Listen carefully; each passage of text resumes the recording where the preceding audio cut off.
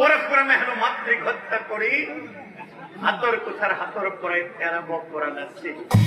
তেরে সালাত মোর বাবে মোর পিতৃমাতৃ ভগবান মোর বাবে মোর পিতৃমাতৃ ভগবান এই ভগবানক কোনো কারণতে হত্যা করিব নয় করলে কোনো কারণতে হত্যা করিব কি তোমালোকে মাংস পাতি দিব ঠিক আছে হ'ব সেইগুলি নিশ্চয় যাবলৈ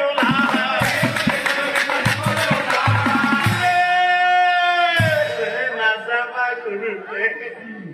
নাযাবা বুলি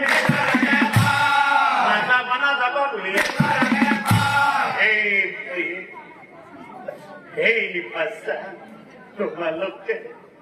তোমালোকে মোক কাটি